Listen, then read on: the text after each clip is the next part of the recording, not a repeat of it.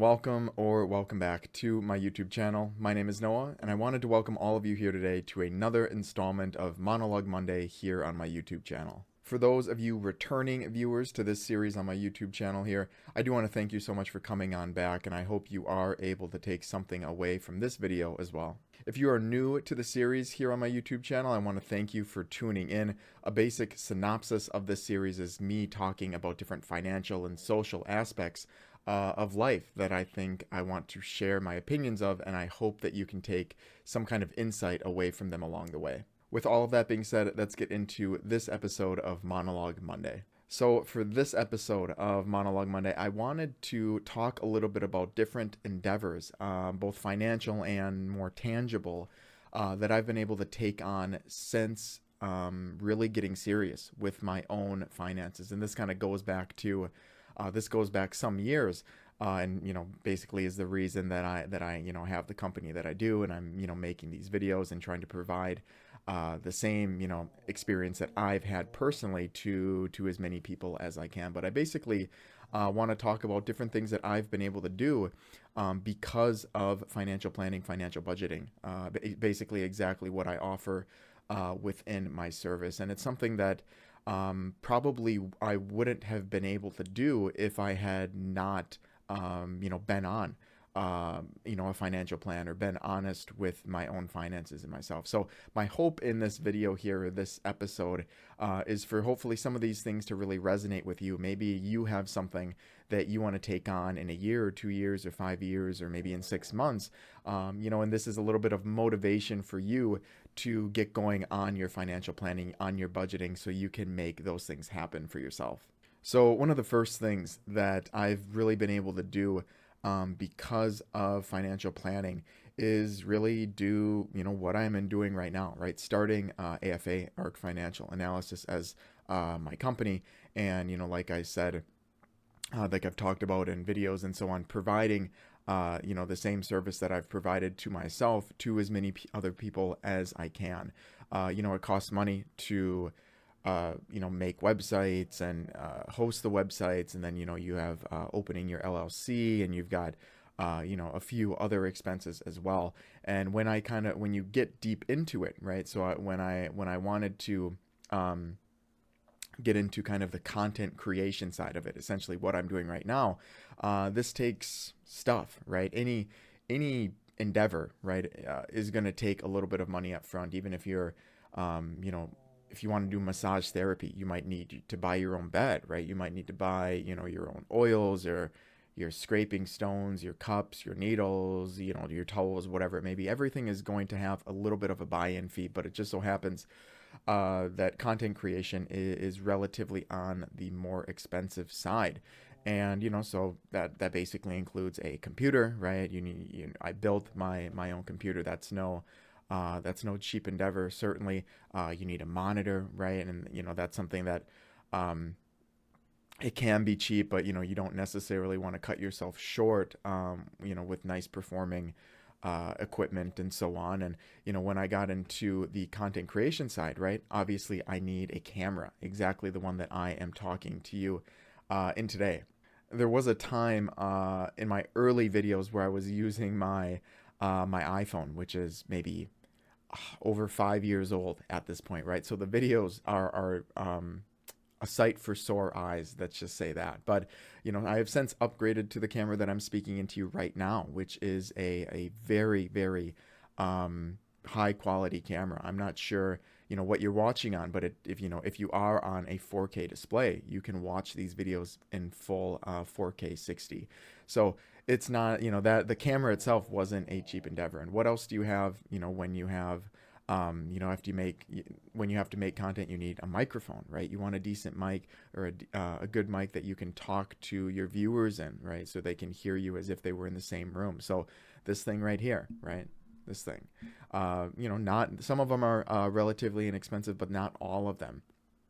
And there are other things as well that are more smaller, smaller scale. But my point basically is that there's a lot of things that needed to go into doing exactly what I'm doing right now, which would not have been possible had I been, irresponsible with my finances, had I not made a plan for my personal finances.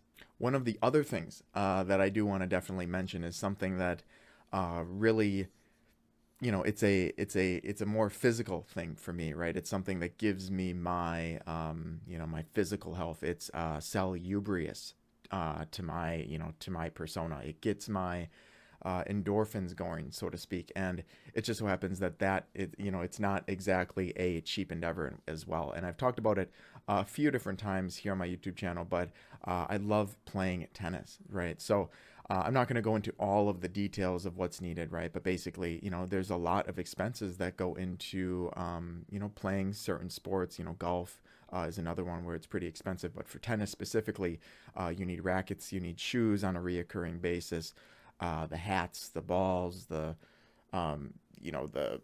armbands, the headbands, the strings. And it just so happens that I actually, splurged some time ago, and I bought the stringer that you probably see behind me with all of the other shit in my room. But basically, that is it's a pretty big expense. It's I can probably tell you, but it's probably in the 2000-ish dollar range to have that. Not a lot of people have their own stringers. Usually the go-to is to go to a tennis shop and you pay 15, 20, sometimes more dollars to have your racket strung. And I've talked about this in a previous video, but investing that $2,000 into that stringer is actually a huge cost savings for me. Which, it's a lot of money, right? $2,000 up front, but within the next 2-3 years, it's not going to be a question as if it was a good investment. But that's another example of, something that gives me a lot of enjoyment in my day to day, right? Playing tennis, and it's going to be different for every person. Some people like to golf, some people like to swim, some people like, driving cars or handball. It changes, right? With different individuals. But for this video here, I wouldn't be able to have the equipment, right, that I do to be able to play at clubs in certain areas if I weren't financial planning for myself, if I wasn't budgeting my finances to account for those types of endeavors.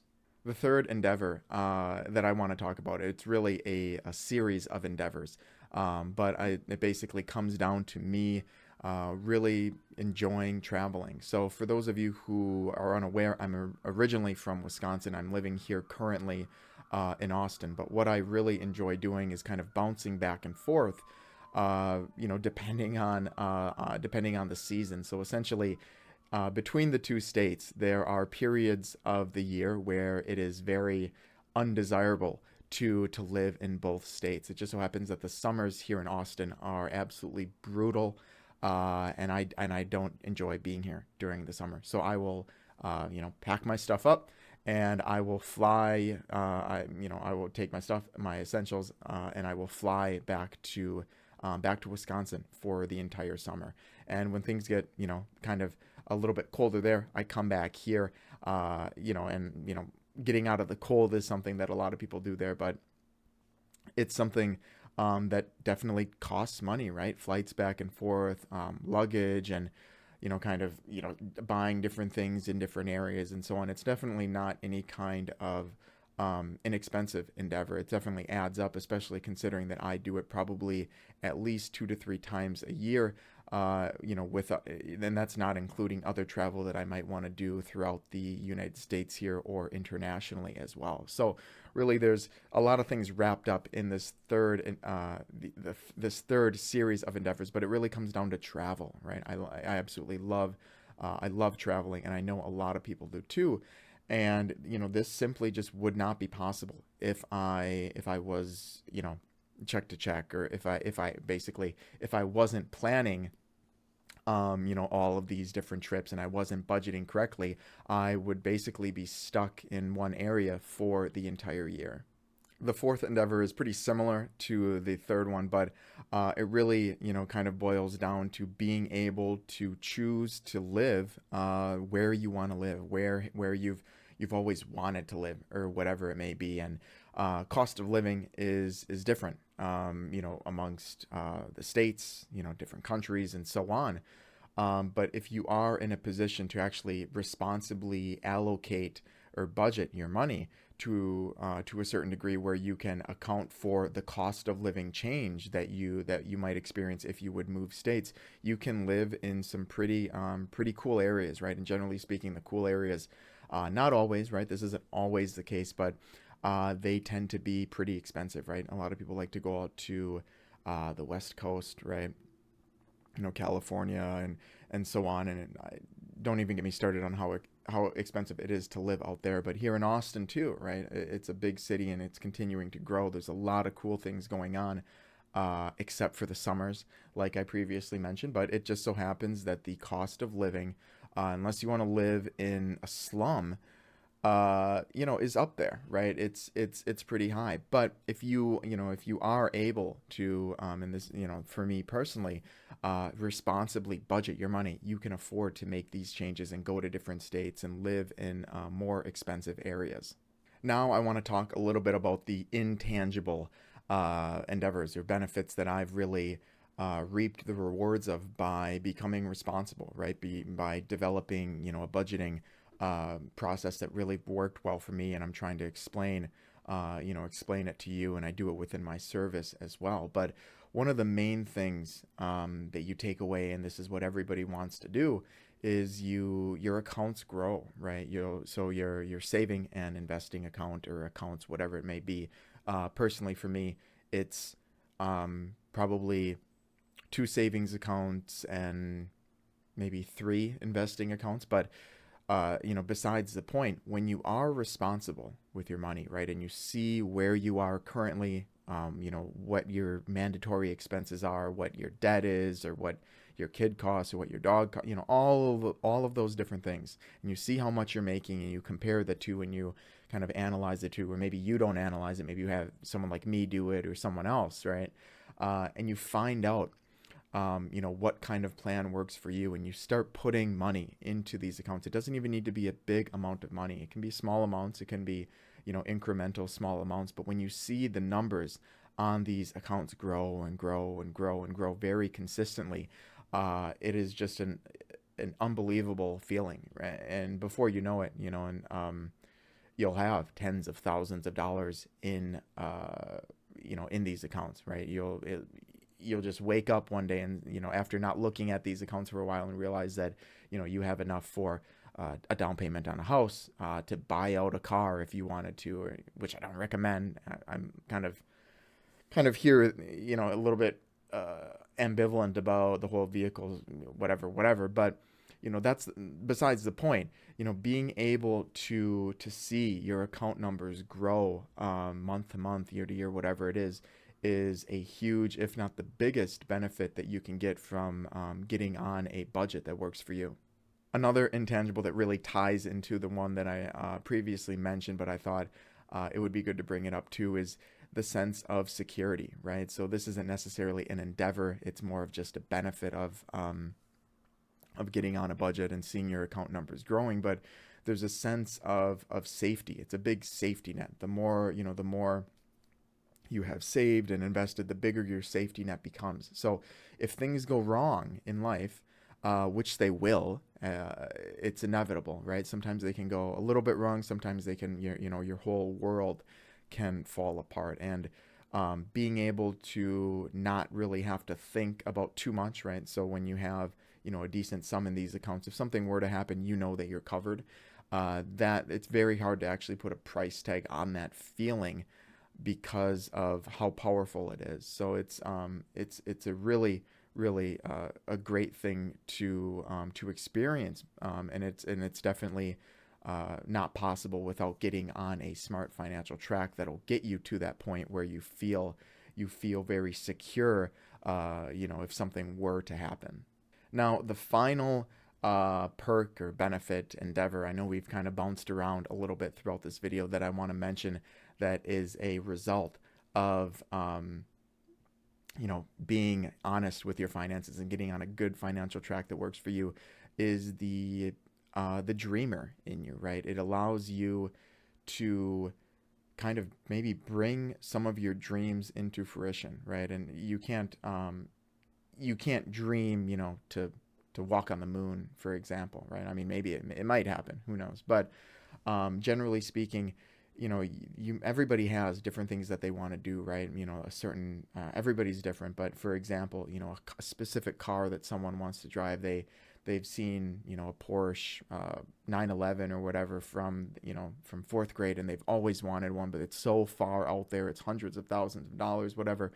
um, and there's someone else that wants to see certain parts of the world, and they know that's another, that's tens of thousands of dollars, whatever it may be. But when you get on a track, and this goes into the previous example too, and you see numbers growing, it not only provides a security blanket, like I mentioned previously, it also allows you to perhaps bring these dreams into fruition, right?